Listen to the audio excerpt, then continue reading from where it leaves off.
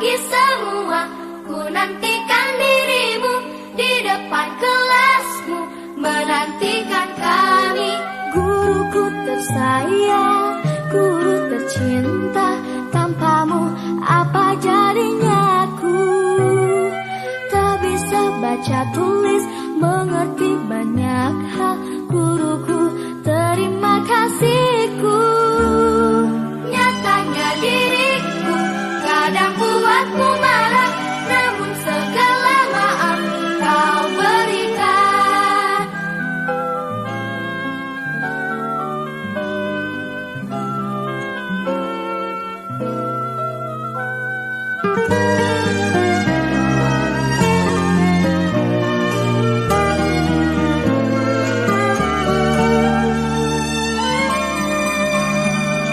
Selamat pagi semua, ku nantikan dirimu di depan kelasmu, menantikan kami. Guruku tersayang, guru tercinta, tanpamu apa jadinya aku? Tak bisa baca tulis, mengerti banyak hal. Guruku, terima kasihku. Nyatanya diriku kadang buatmu marah, namun segala maaf kau berikan. Anak-anak sekalian, hari ini kita akan membuat yaitu kesepakatan kelas. Apa itu kesepakatan kelas atau boleh juga disebut dengan keyakinan kelas? Kita akan membuat kesepakatan apa yang boleh dilakukan di kelas kita, apa yang tidak boleh dilakukan. Sekarang Ibu akan membagikan satu persatu. Kalian boleh ditulis di sini apa-apa yang harus kita sepakati. Nanti setelah kalian tulis masing-masing, baru nanti kita sepakati yang mana yang akan kita ambil sebagai keyakinan kelas. Oke? Nih, ditulis di sini ya.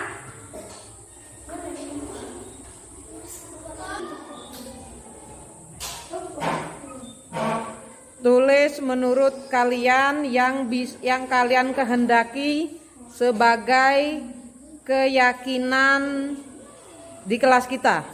Dari hasil, nggak usah diperintah. Nah, yang lain juga lah.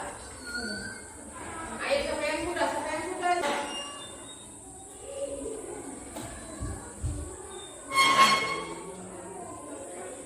Ayo Rafa. Silakan ditempel. Jangan rebutan, Lagi, dibawahnya lagi boleh. Nah, oke, dibawahnya lagi boleh.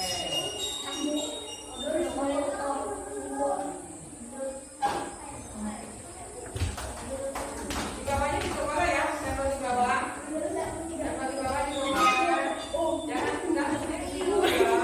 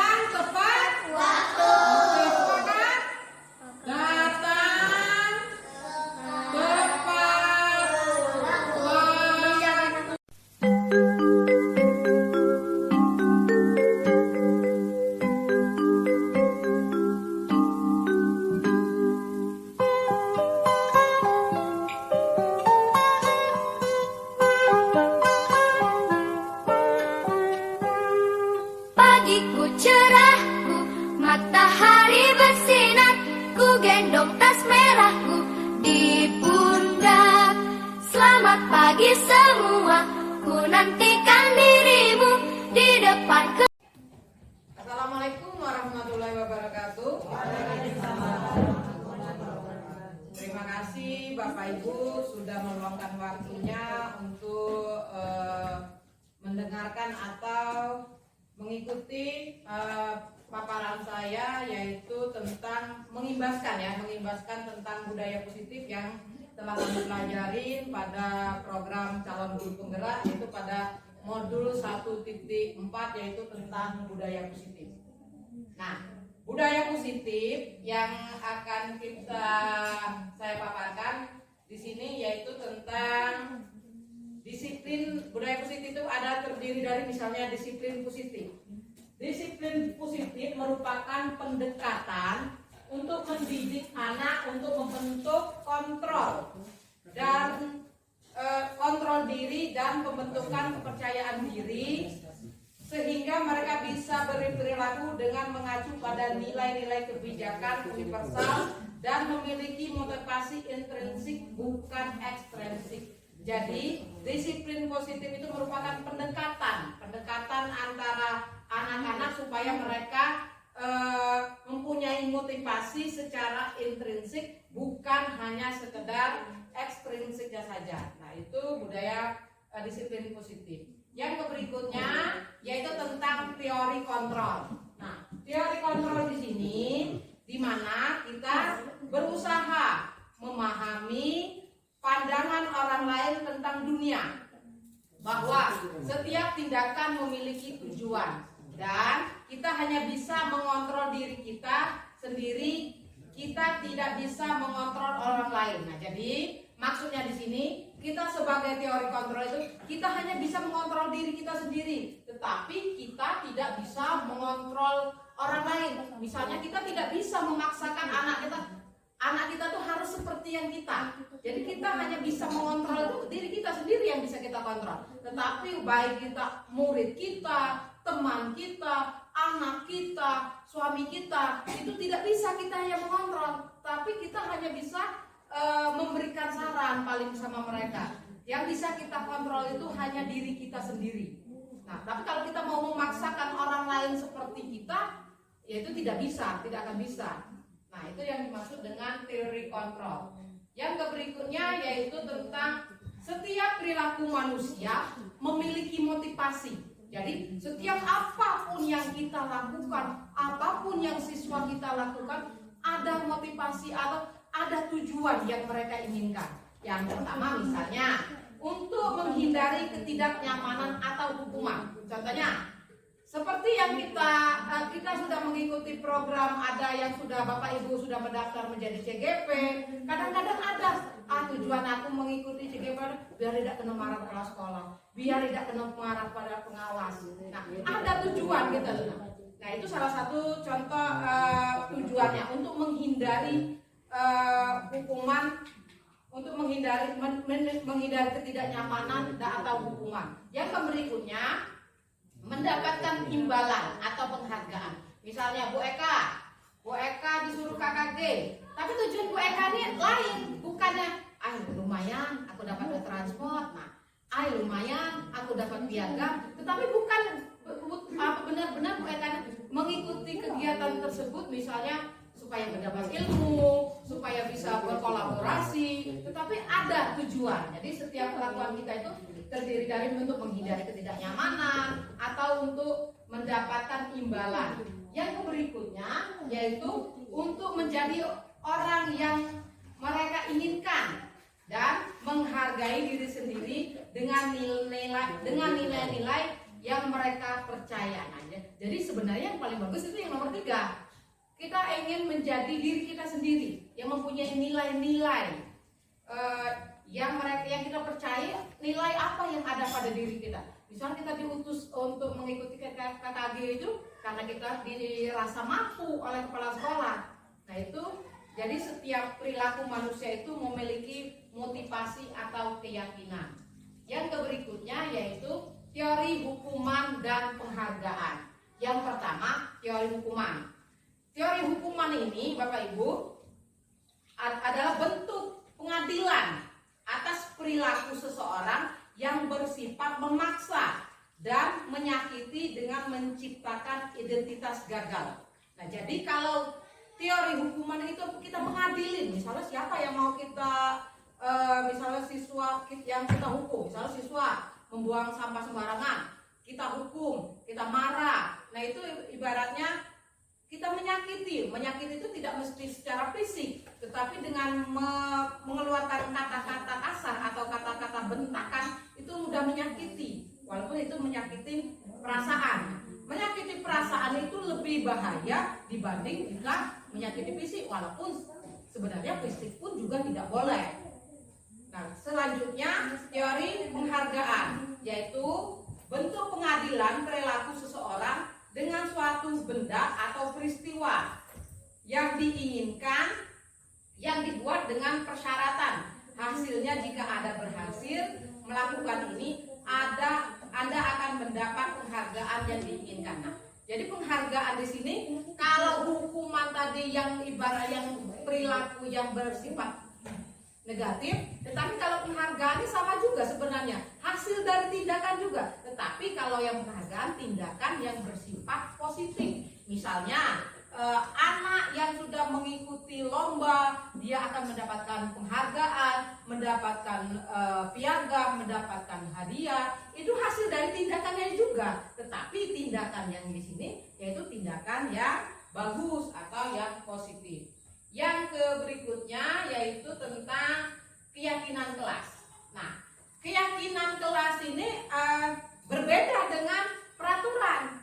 Kalau peraturan itu hanya satu pihak, misalnya peraturan sekolah, berarti sekolah yang membuat, atau kepala sekolah yang membuat, atau seorang guru yang membuat, yang harus dipatuhi oleh siswa atau semua guru. Nah, tetapi kalau keyakinan ini ada dua pihak atau banyak pihak yang terlibat. Kalau dia keyakinan kelas antara guru dan siswa, disepakati kesepakatan apa yang harus kita ambil. Nah, kalau keyakinan sekolah, guru, kepala sekolah, dan juga siswa, nah itu keyakinan sekolah. Tapi kalau keyakinan kelas, guru dan siswa yang ada di kelas tersebut. Kemudian keyakinan kelas itu setiap kelas pasti akan berbeda-beda. Contohnya, kemarin saya masuk di kelas Bu Turahmi, itu ada tulisannya, kentut sembarangan denda 1.000. Nah, itu merupakan keyakinan. Mereka sepakat di kelas Bu Turahmi itu sepakat kalau melakukan hal tersebut mereka akan denda. Nah, tetapi masuklah lagi di kelas Pak Arman, sudah beda lagi keyakinan kelas dia. Pakai sepatu di dalam kelas denda.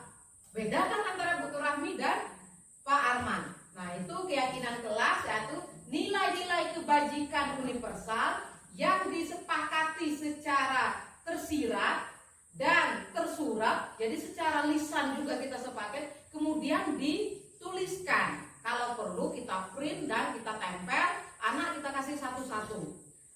Kemudian lepas dari latar belakangnya. Jadi jangan kita membuat keyakinan kelas itu membeda-bedakan. Misalnya kita agama Islam, kalau ada yang beragama lain berdoa dengan secara agama Islam, tidak boleh seperti itu. Tetapi kita harus mencakup keseluruhan, tidak boleh membeda-bedakan suku, agama, dan lain-lain. Yang kemudian keyakinan kelas, kesepakatan kelas yang dibuat berdasarkan nilai-nilai kebajikan universal. Jadi keyakinan kelas itu yang kita ambil yang bagus. Maksudnya jangan keyakinan kelas kita ibaratnya secara bersama-sama melakukan keributan, mengganggu. Walaupun sepakat, tetapi kita ambil yang positifnya. Nah, ini salah satu contoh pas saya melakukan membuat keyakinan kelas.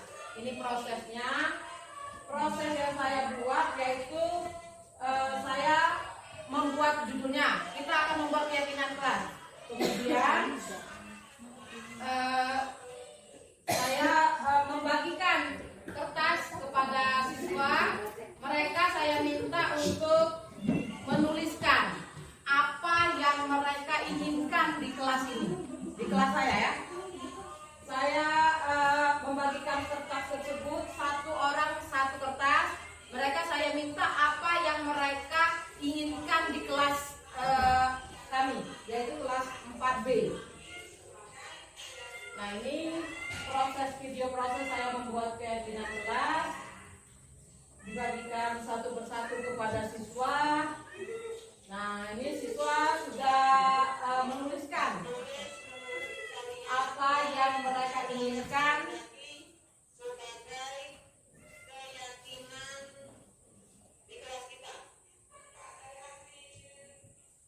setelah mereka tuliskan, kita kumpul karena ini merupakan menulis keyakinan, jadi harus kita sepakati.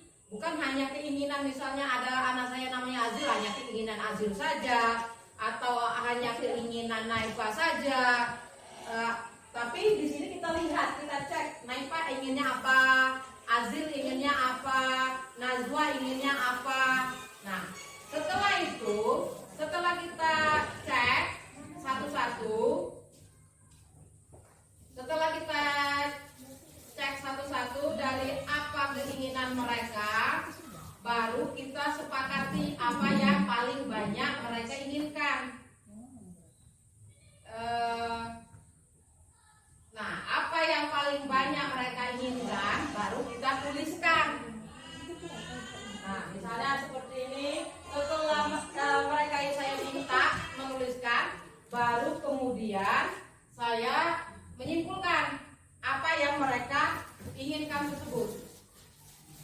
Nah, ini contoh kesepakatan yang ada di kelas 4B, yaitu datang tepat waktu, berdoa sebelum dan sesudah belajar, selalu menjaga kebersihan kelas, saling menghargai dan menghormati, menyelesaikan setiap tugas, mencerminkan profil pelajar Pancasila, saling menyayangi dengan teman, belajar dengan semangat. Nah, itu keyakinan kelas yang telah kami sepakati di kelas 4B. Nah, keyakinan ini bedanya keyakinan dengan peraturan. Kalau keyakinan hanya saya yang membuat, tetapi kalau keyakinan yang membuatnya antara saya dengan siswa saya. Itu yang pertama. Yang perbedaan kedua yaitu dari kata-kata atau bahasa. Kalau itu bisa berubah menjadi peraturan, kalau bahasanya saya ganti. Misalnya, tidak boleh datang terlambat. Padahal intinya sama. Nah, itu sudah berubah menjadi peraturan. Atau harus berdoa sebelum dan sesudah. Itu menjadi peraturan. Tapi kalau bahasanya sudah kita buat seperti ini, dia menjadi keyakinan. Selain membuatnya dua arah antara siswa dengan saya, kemudian bahasa pun yang digunakan harus menciptakan itu keyakinan. Kalau peraturan itu memaksa, sifatnya memaksa. Kalau yang namanya peraturan. Nah, ini kalau keyakinan sifatnya tidak memaksa, tetapi dari kesadaran mereka sendiri. Nah, itu dari perbedaan antara keyakinan dan peraturan. Yang berikutnya yaitu kebutuhan. Jadi setiap manusia itu memiliki 5 kebutuhan. Yang pertama, kebutuhan dasar manusia, setiap tindakan seseorang untuk memenuhi kebutuhan dasarnya. Jadi apapun yang kita lakukan itu untuk memenuhi kebutuhan kita. Nah, kebutuhan manusia itu ada 5. Yang pertama, untuk bertahan hidup.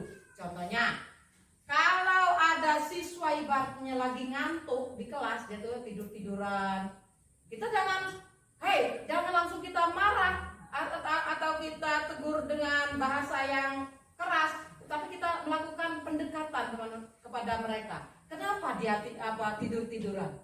Jangan-jangan dia salah satu kebutuhan yang ada di depan itu tidak terpenuhi. Kita tanya, kenapa dia tidur-tiduran? Ternyata kadang-kadang dia lemas, gak semangat belajar. Apa penyebabnya tidak semangat? Ada yang belum sarapan, Bu, katanya. Berarti kebutuhan hidupnya belum terpenuhi. Yang berikutnya, kasih sayang dan rasa diterima.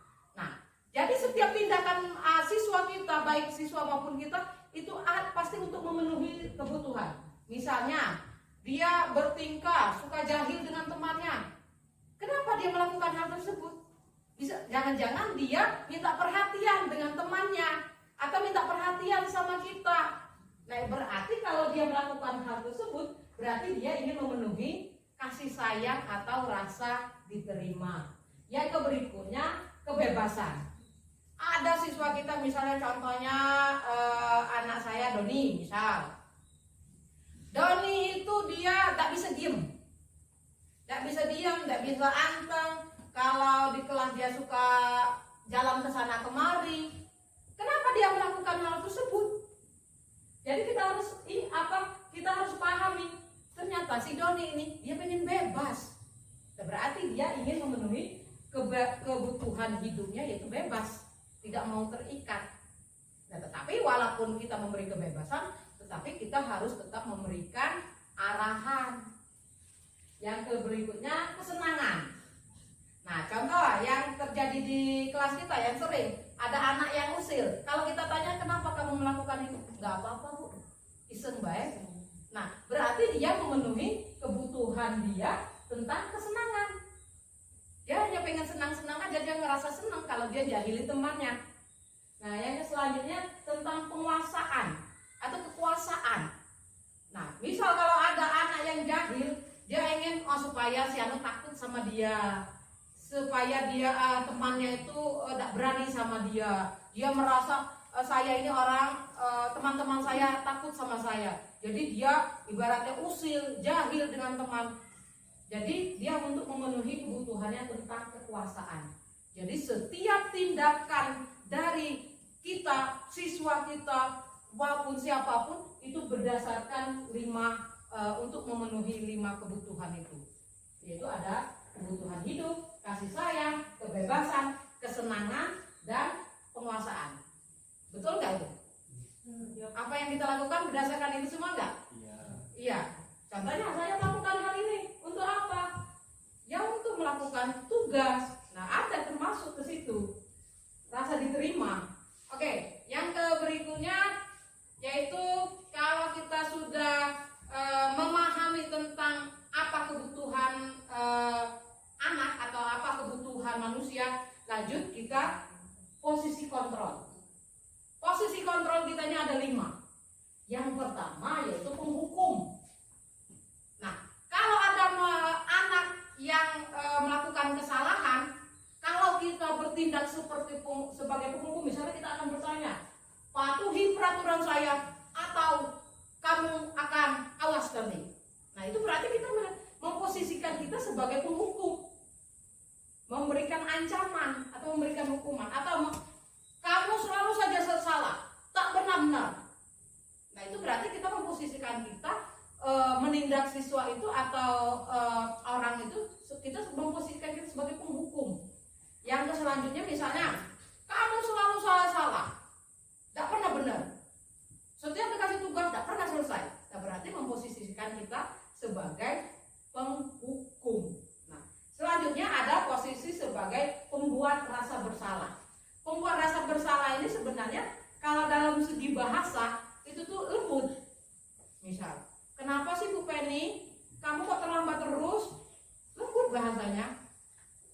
Tapi itu membuat efek yang didapatkan dari Bu Penny, dia merasa bersalah. Oh iya, aku terlambat. Tahu enggak kamu kalau kamu Bu Penny terlambat? Atau tahu enggak kamu kalau kamu terlambat? Kamu ini kalau terlambat bisa mengganggu konsentrasi ibu lagi buyar. Tadi tuh ibu lagi sampai kemana, tiba-tiba kamu masuk. Akhirnya dia merasa bersalah. Sebenarnya bahasa yang digunakan itu bahasa yang lembut, tapi efeknya itu tidak baik bagi orang lain dan juga siswa. Bahasa yang digunakan kalau dalam membuat rasa bersalah lembut tapi niut. Nah, lembut niut ibaratnya kan. Bahasa yang digunakan lembut tetapi efeknya yang menusuk hati. Nah, niut. Gimana sih kamu ini? Nah, bahasa yang intonasi yang kita gunakan itu lembut, tetapi maknanya ya kurang baik. Nah, selanjutnya posisi kontrol yang berikutnya ada pemantau. Pemantau ini kita melihat tindakan orang lain atau tindakan siswa itu dari jauh. Kemudian setelah kita tahu tindakan mereka, misalnya seperti kita lihat siswa yang membuang sampah sembarangan, kita lihat, terus kita tanya, apa yang kamu lakukan tadi? Nah, itu tindakan kita sebagai seorang pemantau. Kemudian kalau sudah kita, apa yang kamu lakukan tadi? Saya membuang sampah sembarangan, Bu. Kemudian apa sanksinya? Sanksinya misalnya apa? Nah, itu kita sebagai seorang pemantau menggunakan kata-kata yang seperti itu tadi, kita memposisikan diri kita sebagai seorang pemantau. Yang berikutnya kita ada posisi kontrol yang ketiga, yaitu teman. Nah, posisi kontrol yang kita memposisikan kita sebagai teman ini, misalnya kita menggunakan ayo nak, tolong bantu ibu kerjakan tugas kalian. Nanti kalau kalian tidak mengerjakan tugas dengan baik, maka materi kita tidak akan selesai. Kalau materi kita tidak selesai, ibu bisa kena marah nanti, kena tegur kepala sekolah, tegur pengawas. Nah, itu memposisikan kita sebagai teman. Tetapi walaupun kita memposisikan diri kita sebagai teman, efek yang diambil oleh anak atau oleh siswa itu bisa salah mengartikan mereka. Oh, kita tidak buat gawe soal. Enggak lah, ibu Nomi kena marah kalau sekolah itu. Nah, itu efeknya kalau kita memposisikan kita sebagai teman kepada siswa. Atau kita menggunakan, ya sudah, kamu nggak apa-apa tidak selesai hari ini, tetapi besok jangan dibilangin ya. Nah, efek yang kita memposisikan diri kita sebagai teman, udah nggak apa-apa sama Ibu Liza, tidak selesai, tidak pernah marah, besok aku buat lagi, besok aku udah buat lagi, besok Bu Liza akan bilang seperti itu lagi. Nah, itu efek apabila kita memposisikan diri kita sebagai teman kepada siswa-siswa kita. Nah, yang berikutnya ada posisi kontrol yang terakhir, yaitu sebagai manajer.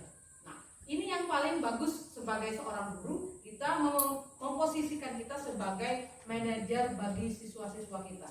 Dengan misalnya, apa yang kita yakini, misalnya ada siswa yang membuang sampah sembarangan nih. Kalau di posisi pemantau tadi, apa yang kamu lakukan? Nah, tetapi kalau kita memposisikan kita sebagai manajer, misalnya Andi membuang sampah sembarangan, Andi, apa yang kita yakini sebagai, atau apa kesepakatan kelas kita? Tidak boleh buang sampah sembarangan, Bu. Nah, itu lebih baik kita menggunakan bahasa yang seperti itu dibanding apa yang kamu buat tadi. Atau cukup kita bilang, Andi, apa keyakinan yang kita buat? Pasti dia tahu, sadar dengan kesalahan yang telah dia lakukan. Kemudian, apa kamu yakin, ibaratnya, apa perbuatan kamu tadi yang kalian lakukan itu tadi benar? Nah, itu posisi kita sebagai seorang manajer. Atau kalau ada anak yang terlambat datang ke sekolah, kita langsung jangan langsung menghakimi, kamu terlambat terus. Tapi kalau kita memposisikan kita sebagai manajer, kita tanya, kenapa dia terlambat? Pasti dia punya alasan kenapa dia terlambat. Kemudian kita tanya, apa yang kamu harus kalian perbuat untuk memperbaikinya. Ibaratnya, bagaimana untuk memperbaiki kesalahan mereka tersebut. Jadi sebagai manajer ini, kita tidak langsung menjustis anak melakukan kesalahan itu merupakan suatu hal yang negatif, tetapi kita lihat dulu apa penyebab mereka melakukan tersebut, apa alasannya, kemudian kita mencarikan solusinya untuk siswa kita atau teman kita tersebut. Selanjutnya yaitu setelah kita melihat anak melakukan kesalahan, kemudian kita sudah tahu alasannya mereka, kemudian baru kita melakukan untuk menyelesaikan masalah yang ada pada siswa tadi dengan melakukan segitiga restitusi. Yaitu apa itu segitiga restitusi? Yaitu kita menyelesaikan masalah sebenarnya. Tetapi dalam menyelesaikan masalah ini, kita yang pertama harus melakukan menstabilkan identitas.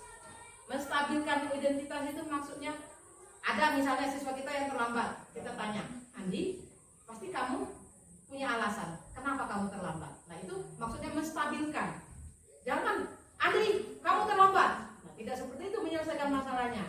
Tetapi kita tanya, Andi, kamu pasti punya alasan kenapa kamu terlambat. Nah, selanjutnya memvalidasi tindakan.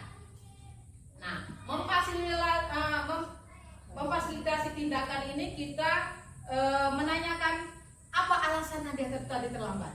Misalnya saya tadi terlambat karena saya harus ngantar adik dulu Bu. Saya tadi terlambat karena saya bangun kesiangan Bu. Jadi apa alasannya? Kemudian kita menanyakan keyakinan. Kalau kalian terlambat, itu sesuai nggak dengan keyakinan kelas kita? Misalnya kan di keyakinan kelas kita yang kita sepakati itu misalnya ada datang tepat waktu. Berarti kalau kita cukup menanyakan sesuai nggak dengan keyakinan kelas kita dengan terlambat, pasti dia menjawab tidak sesuai Bu. Nah, baru kita menanyakan bagaimana solusinya supaya kamu tidak datang terlambat lagi. Ya, kalau dia menjawab ibarat karena saya bangun kesiangan, mungkin solusinya saya tidak akan tidur terlalu malam Bu. Atau kalau dia kesiangan karena rumahnya jauh, mungkin ya saya akan datang lebih pagi. Nah seperti itu. Nah misalnya kalau bapak ibu guru yang melakukan tindakan ibarat kesalahan, pasti kita punya alasan kenapa terlambat. Nah kemudian besoknya lagi bagaimana supaya kita tidak terlambat. Kira-kira seperti itu juga yang harus kita lakukan kepada siswa. Jangan langsung menjustis atau langsung kita bertindak sebagai penghukum. Nah, demikianlah Bapak Ibu, ada yang mau ditanyakan? Sudah paham? Nah, kalau sudah paham, terima kasih atas waktunya. Saya akhiri. Wassalamualaikum warahmatullahi wabarakatuh. Salam dan bahagia. Terima kasih.